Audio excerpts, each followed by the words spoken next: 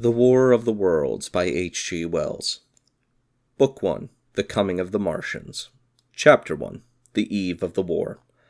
No one would have believed in the last years of the 19th century that this world was being watched, keenly and closely by intelligences greater than man's and yet as mortal as his own, that as men busied themselves about their various concerns, they were scrutinized and studied, perhaps almost as narrowly as a man with a microscope might scrutinize the transient creatures that swarm and multiply in a drop of water. With infinite complacency, men went to and fro over this globe about their little affairs, serene in their assurance of their empire over matter. It is possible that the infusoria, under the microscope, do the same. No one gave a thought to the older worlds of space as sources of human danger, or thought of them only to dismiss the idea of life upon them as impossible or improbable. It is curious to recall some of the mental habits of those departed days. At most, terrestrial men fancied there might be other men upon Mars, perhaps inferior to themselves and ready to welcome a missionary enterprise. Yet across the gulf of space, minds that are to our minds as ours are to those of the beasts that perish, intellects vast and cool and unsympathetic, regarded this earth with envious eyes, and slowly and surely drew their plans against us. And early in the 20th century came the great disillusionment. The planet of Mars, I scarcely need remind the reader, revolves about the sun at a mean distance of 140 million miles. And the light and heat it receives from the sun is barely half of that received by this world. It must be, if the nebular hypothesis has any truth, older than our world. And long before this earth ceased to be molten, life upon its surface must have begun its course. The fact that it is scarcely 1/7 of the volume of the earth must have accelerated its cooling to the temperature at which life could begin.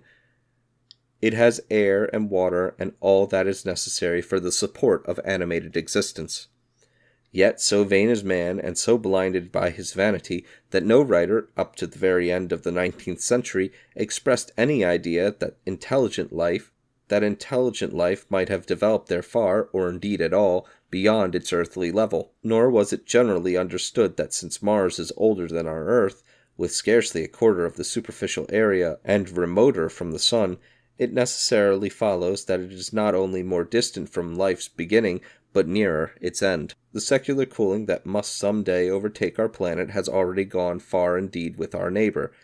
Its physical condition is still largely a mystery, but we know now that even in its equatorial region, the midday temperature barely approaches that of our coldest winter.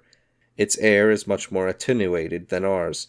Its oceans have shrunk until they cover but a third of its surface, and as its slow seasons change, huge snowcaps gather and melt about either pole and periodically inundate its temperature zones. That last stage of exhaustion, which to us is still incredibly remote, has become a present-day problem for the inhabitants of Mars. The immediate pressure of necessity has brightened their intellects, enlarged their powers, and hardened their hearts. And looking across space with instruments and intelligences such as we have scarcely dreamed of, they see, at its nearest distance only 35 million of miles sunward of them, a morning star of hope, our own warmer planet, green with vegetation and gray with water, with a cloudy atmosphere eloquent of fertility, with glimpses through its drifting cloud wisps of broad stretches of populous country and narrow, navy-crowded seas. And we men, the creatures who inhabit this earth, must be to them at least as alien and lowly as are the monkeys and lemurs to us. The intellectual side of man already admits that life is an incessant struggle for existence, and it would seem that this too is the belief of the minds upon Mars. Their world is far gone in its cooling, and this world is still crowded with life, but crowded only with what they regard as inferior animals. To carry warfare sunward is, indeed, their only escape from the destruction that generation after generation creeps upon them. And before we judge them too harshly, we must remember what ruthless and utter destruction our own species has wrought, not only upon animals, such as the vanished bison and the dodo, but upon its own inferior races. The Tasmanians, in spite of their human likeliness, were entirely swept out of existence in a war of extermination waged by European immigrants in the space of 50 years. Are we such apostles of mercy as to complain if the Martians warred in the same spirit? The Martians seem to have calculated their descent with amazing subtlety. Their mathematical learning is evidently far in excess of ours, and to have carried out their preparations with a well-nigh perfect unanimity.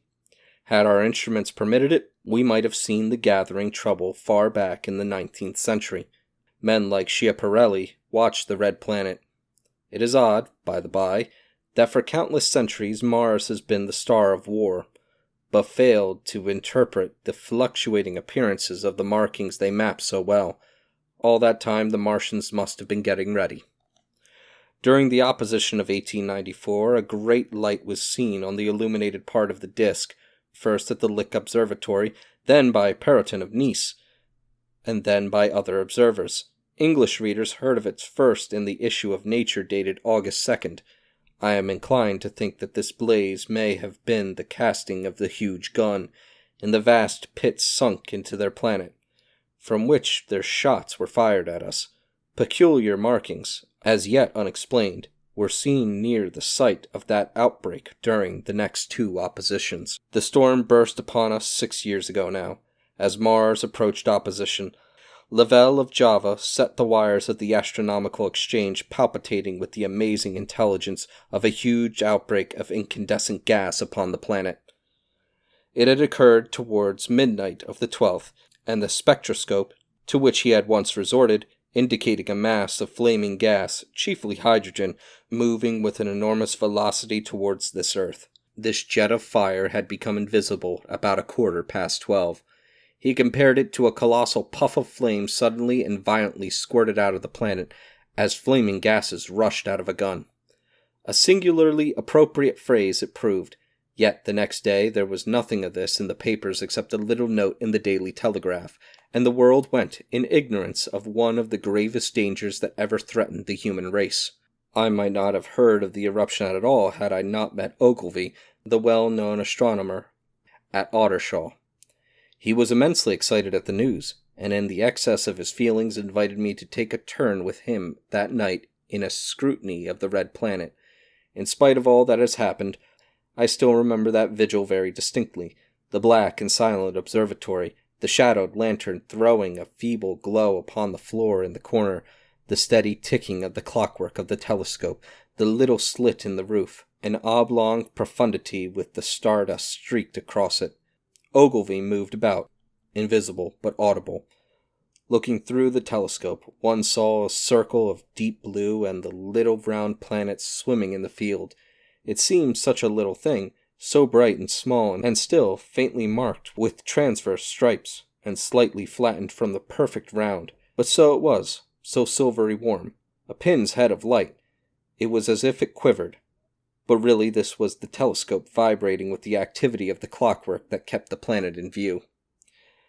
As I watched, the planet seemed to grow larger and smaller, and to advance and recede, but that was simply that my eye was tired.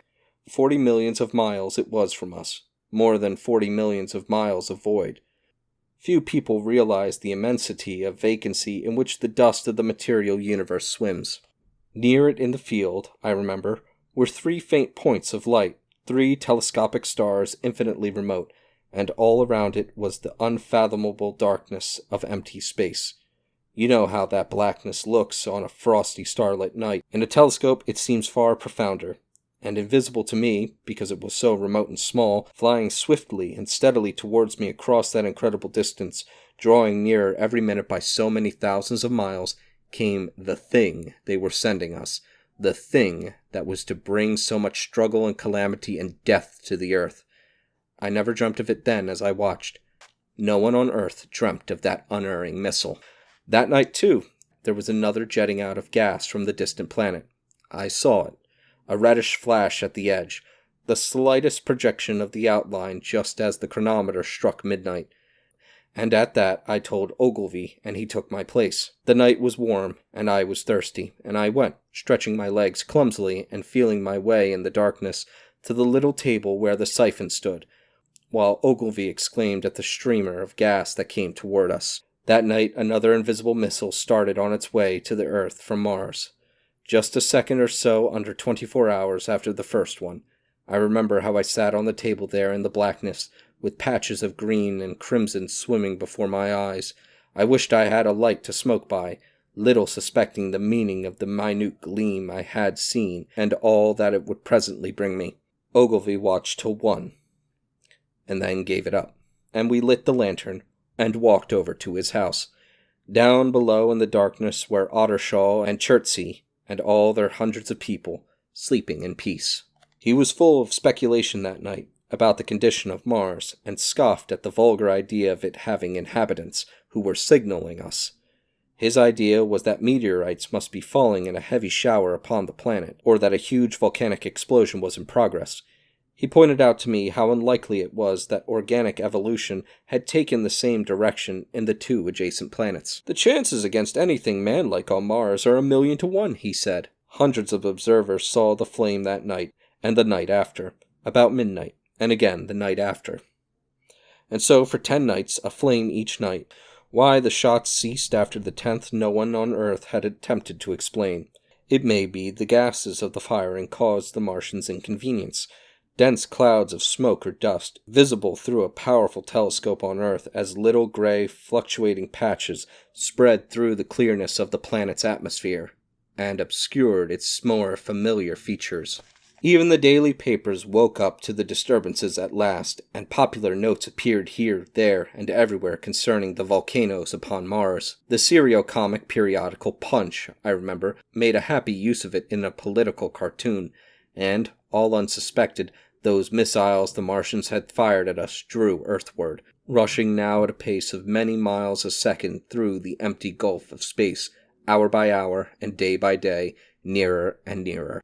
It seems to me now almost incredibly wonderful that, with that swift fate hanging over us, men could go about their petty concerns as they did. I remember how jubilant Markham was at securing a new photograph of the planet for the illustrated paper he edited in those days.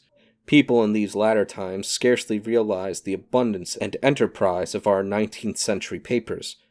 For my own part, I was much occupied in learning to ride the bicycle, and busy upon a series of papers discussing the probable developments of moral ideas as civilization progressed. One night, the first missile then could scarcely have been 10 million miles away, I went for a walk with my wife. It was starlight, and I explained the signs of the zodiac to her, and pointed out Mars, a bright dot of light creeping zenithward, towards which so many telescopes were pointed. It was a warm night. Coming home, a party of excursionists from Chertsey or Isleworth passed us singing and playing music. There were lights in the upper windows of the houses as the people went to bed. From the railway station in the distance came the sound of shunting trains, ringing and rumbling, softened almost into melody by the distance. My wife pointed out to me the brightness of the red, green, and yellow signal lights hanging in the framework against the sky. It seemed so safe and tranquil.